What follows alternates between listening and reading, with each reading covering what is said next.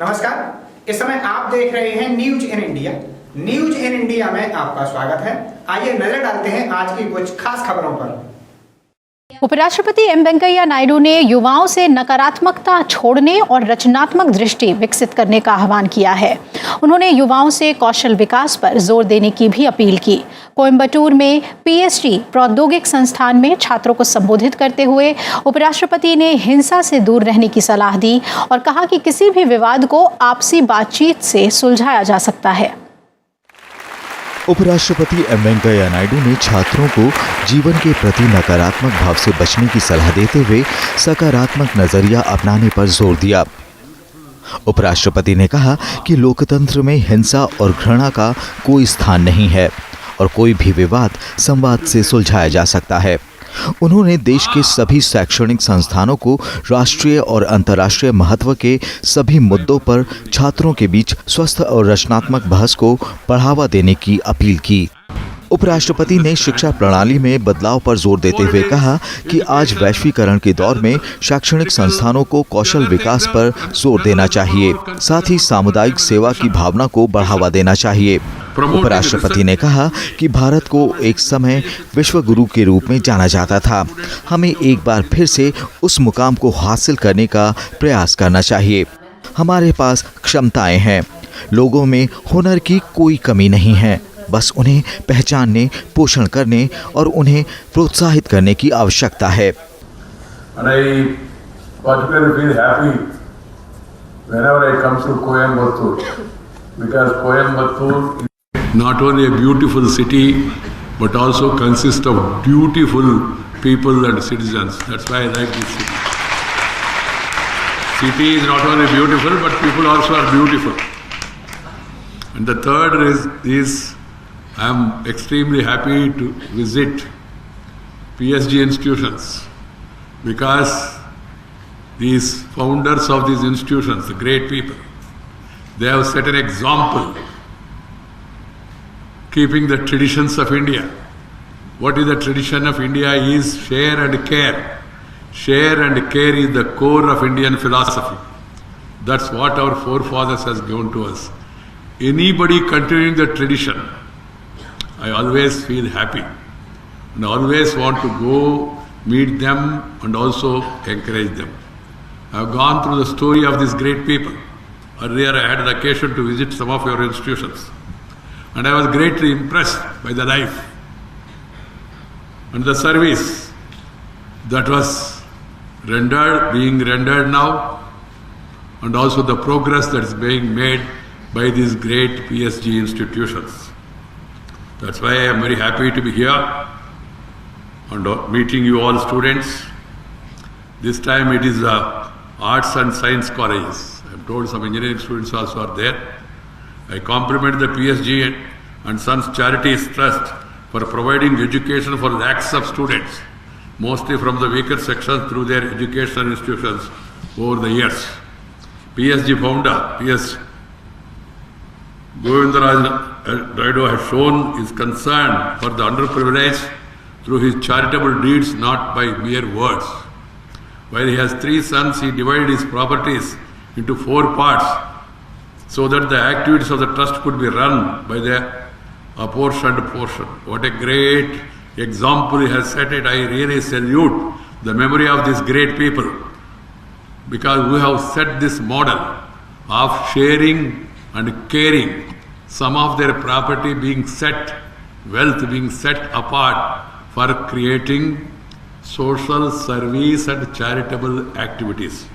I am of the opinion that every Indian, whoever is little affluent, whoever is capable, must follow this example and set part of their income or earnings or their prosperity or property for the sake of the society, because we Indians, as I told you in the beginning, that we believe in the principle of Vasudaika Kutumbakam. The entire universe is one family.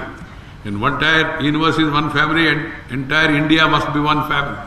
And entire Tamil Nadu must be one family. That concept has to be protected, nourished and propagated and practiced also. The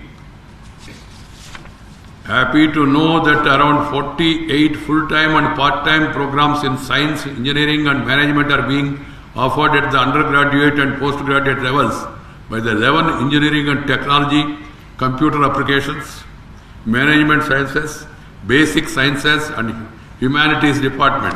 I am happy to learn that more than 505 research scholars are pursuing research programs for PhD, MS, MTech degrees.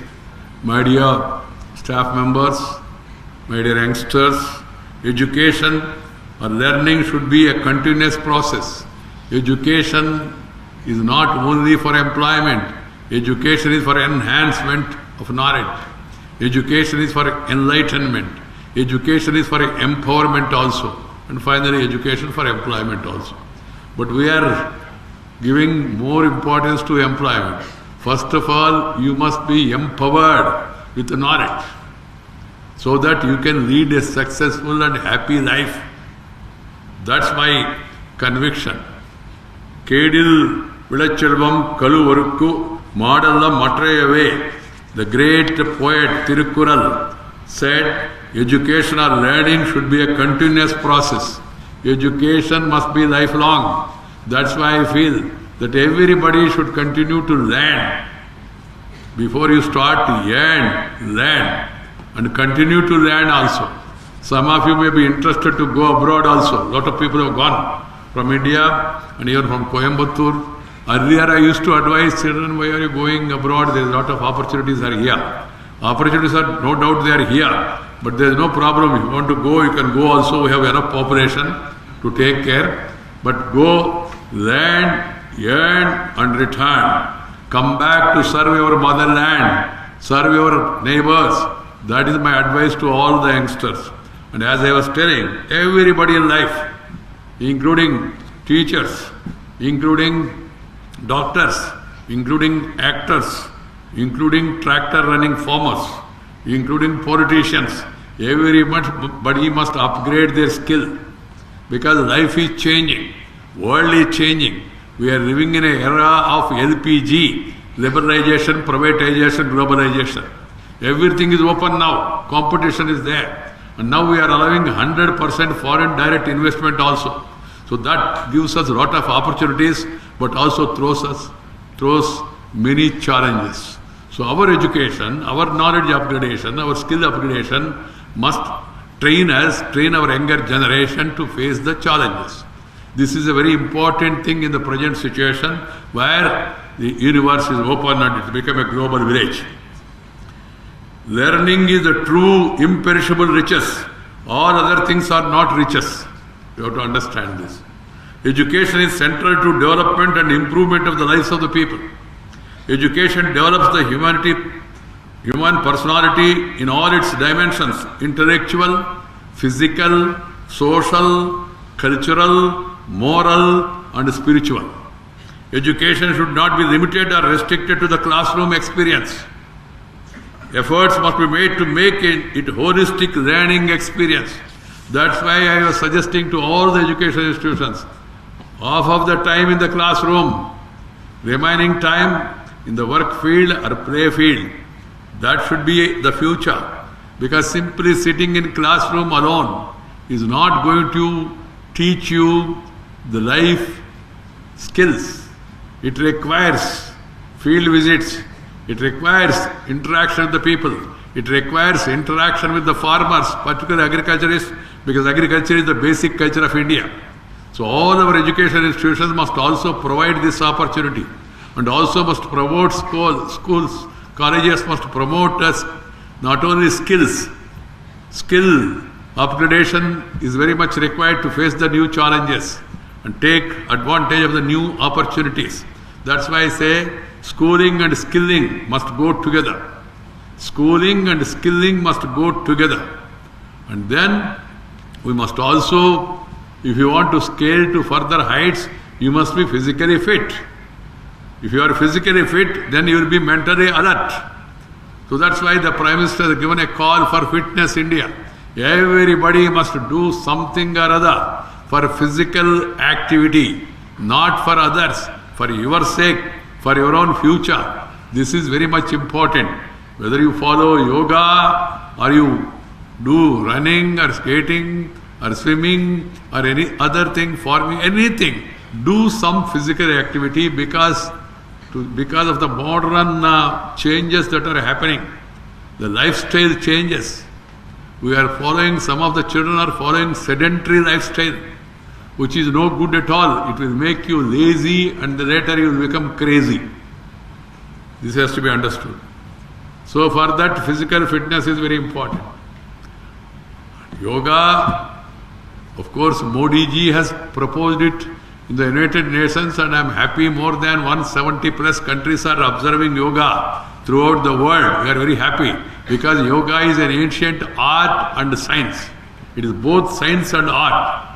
It brings unity of body and mind, and also it provides you space for spiritual happiness. So please take part in yoga also. This is my advice to all the youngsters. And yoga is not connected with politics or not with the governance. Yoga is for your body, not for Modi. You have to understand this. Modi ji, yes, of course, as a Prime Minister, he promoted it. But we, people of India, we must go back to our ancient art. I am 70 plus now, my dear youngsters, 71 to be precise. I play badminton every day morning 1 hour and walk half an hour, talk for hours, and also do little yoga. I am not doing any service to the society. This is for my body and my fitness. You must live long, but you must live healthy. See, simply living long life without health is a curse. And health, if you acquire health, you can acquire wealth. But it's not vice versa. If you are wealthy, if you are not healthy, you can't eat any good food. Coimbatore is known for good food. So, healthy life is also an important aspect in our life. Second, also food habits. The latest international magazines are saying the non-communicable diseases are increasing day by day because of 2 reasons. One is the sedentary lifestyle. Second is eating the junk food. We must avoid the junk food, should not be tempted by this propaganda, branding and all. You see all a lot of advertisements and some of our children falling prey to that pizza, burger, junk food, not going to add anything, no value. Secondly, children say, sir, now it's instant food. There cannot be anything instant. Instant food means constant disease. I am saying it everywhere to warn our youngsters. Please be healthy, eat healthy food, and then promote healthy food. Eat proteinous food. Simply eating food alone is not sufficient. You need to eat proteinous food. This has to be kept in mind. Our approach to education also includes the spiritual aspect of the development and does not restrict itself to individual or material achievements. Indian culture and its traditions based on Vedas and Upanishads described education as a tool to realize true knowledge and a way to understand the absolute.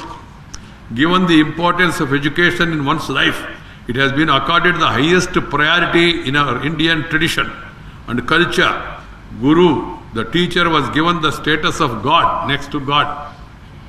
India's education system followed the concept of Gurukula, where great attention was paid to development of the child's character. Teachers or gurus laid stress and emphasis on the integral development of an individual's personality.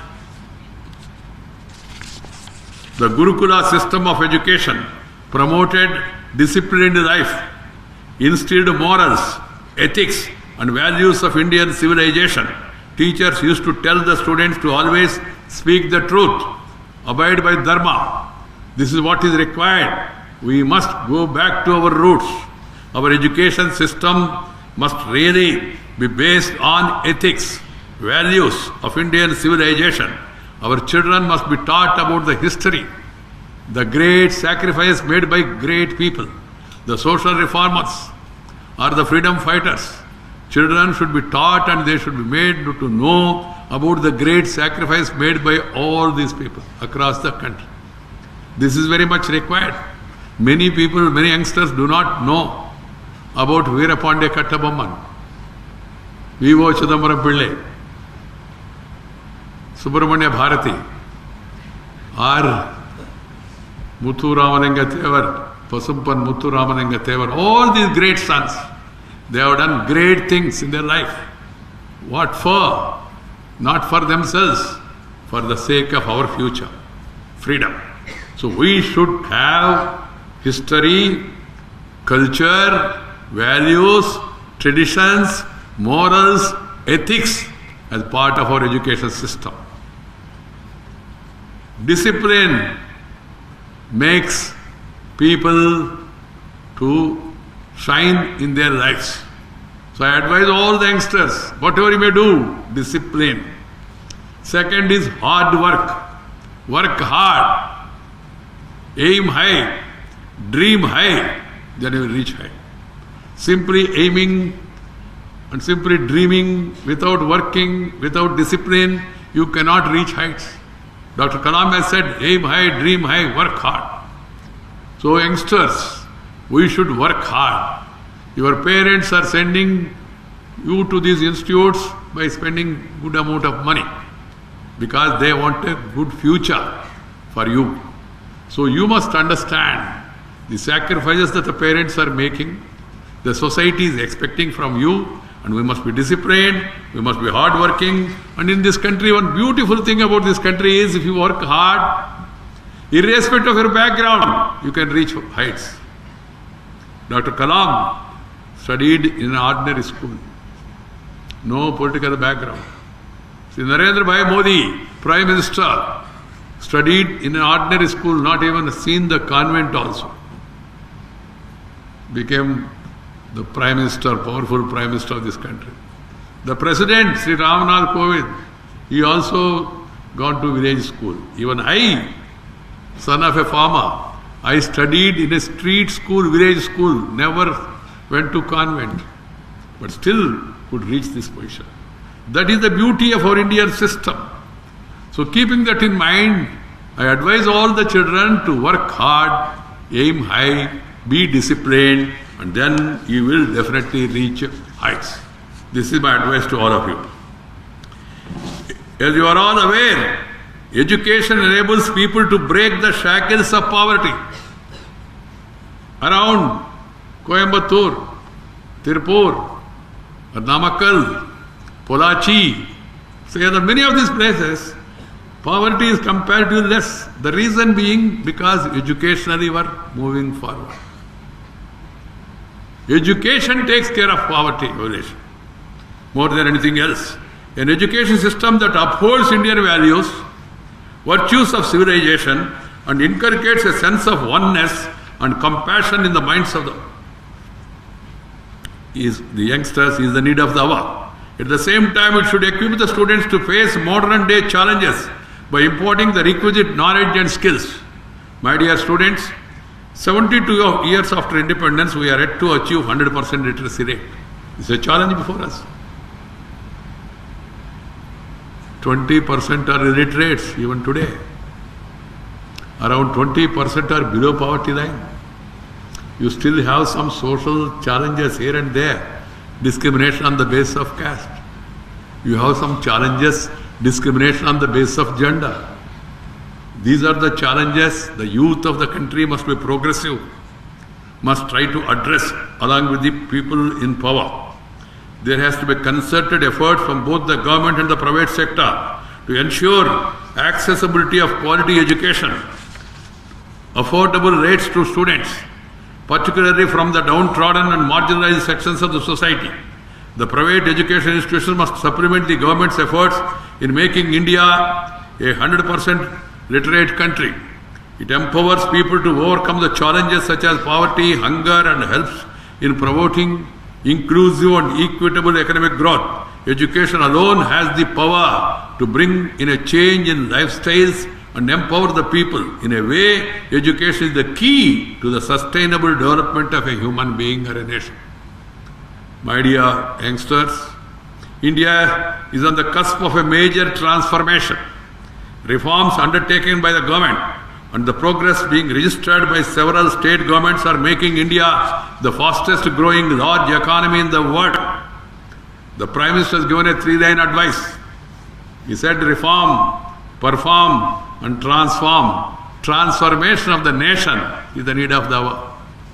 And this transformation is possible if there is a public-private partnership. If there is a people's involvement in all the movements, be it Swachh Bharat, Green India, Make in India, Digital India, per drop, more crop, or with regard to plastic, with regard to driving away the social evils, and also preserving, regenerating our rivers, Beti Bachao, Beti Padhao, all these things should become a people's movement. They should not be confined to governmental programs alone. This has to be understood by all. And moreover, we are a democracy. We are an independent country. We are no more under foreign rule. They ruled us, ruined us, rooted us, cheated our minds also. We must come out of that colonial mindset, develop self-respect, develop self-confidence, and then take advantage of the demographic dividend. 65% of the Indian population are below 35 years. 50% of the population are below 25 years. We have the greatest advantage, and also we have the greatest skills in India also. A lot of skills are available among the ordinary people. It's not confined to only few people, but the skills has to be recognized. They have to be encouraged. That is duty of the government and as well as private sector and well-meaning people. The 21st century technology-dependent market scenario is there. So you must align educational policies, curricula and training programs in that context. The education system must integrate skilling to maximum the benefits of globalization. It is time that education institutions focus more on the assimilation of diverse information, problem solving, decision making and analysis, and shun rote methods, promoting research in a big way, establishing linkages with industry to give exposure to students passing out of these institutions must be paid adequate attention. I call upon all the education institutions and teachers to provide their valuable inputs to government on the new educational policy. The policy should highlight aspects such as Indian history, culture, values and ethos. My dear students, India was once known as Vishwaguru, world knowledge leader. We must strive to achieve that status once again. You have that ability. We have the abilities. There is no dearth of skills among the people. Every taddy tapper, weaver, goldsmith, fisherman, washerman, barber, cook, everybody has got some skill or other. What is required is identify the skill, upgrade the skill. I'm happy that happens in Coimbatore. It happens in Tirupur. It happens in Namakkal and the surrounding areas. It should become a people's movement, recognizing the skill and encouraging the skill. To take out the hidden talent. Many of our Indians are heading the leading organizations in the world. I was just going through a news item. Google CEO, Indian. Microsoft CEO, Indian. Citigroup CEO was an Indian. SoftBank Vision Fund CEO is an Indian. Adobe CEO is an Indian. NetApp CEO is an Indian. PepsiCo CEO is an Indian. Nokia CEO is an Indian. MasterCard CEO is an Indian. DBS CEO is an Indian. Cognizant CEO is an Indian. Novartis CEO is an Indian. Conduent CEO is an Indian. Diageo CEO is an Indian. SanDisk CEO Indian. Motorola CEO is an Indian. Harman CEO Indian. Micron CEO Indian. Recfit Banksir CEO is an Indian. IBM CEO is an Indian. International Monetary Fund Chief Economic Advisor of the International Monetary Fund is an Indian and a South Indian from Mysore, Gita Govind Reddy. No, I have a big list. I don't want to take your time. What does it mean? So there is knowledge. There is talent. You need to recognize and encourage it. That should be done by the government, should be done by the education institutions. Education in arts and humanities shape the thinking of the youth and enable them to build the livable, equitable societies. Arts and humanities. I also urge education institutions to promote the spirit of volunteerism and community service among the students. You must also develop that habit of social service. One need not enter politics to do service. You can do service at your own level. I have no objection. Youth, if they want to join politics, yesterday I was there in Delhi addressing a Chhatra or Sansad. I said, okay, youth should join politics in large number because they have the zeal. This party or that party is your choice. But first try to know the politics, understand, and also know about parliament, legislature. Read the debates in parliament, read the Constitutional Assembly debates, read about the freedom movement, read about the social transformation brought in by great people. Read Tirukkural, Bhagavad Gita, read a lot of other spiritual books, whatever is of interest to you. Go through the life of Adi Shankara, go through the life of Basaveswara, go through the life of many of the reformers like that. You will get light for the future and you will become bright and you will reach the height in future. तरक्की कभी ये नहीं पूछती कि आप कहां से आ रहे हो, बस ये पूछती है कि आप कहां जाना चाहते हो। तरक्की कभी ये नहीं पूछती कि आप कौन हो, बस ये पूछती है कि आप क्या बनना चाहते हो। तरक्की आपको कभी नए रास्ते दिखाएगी तो कभी नए दोस्तों से मिलवाएगी। बस आपको तय करनी है आपके तरक्की की रफ्तार, एक नई सोच और हर रोज कुछ बेहतर करने की प्रेरणा, अपने लिए और अपनों के लिए।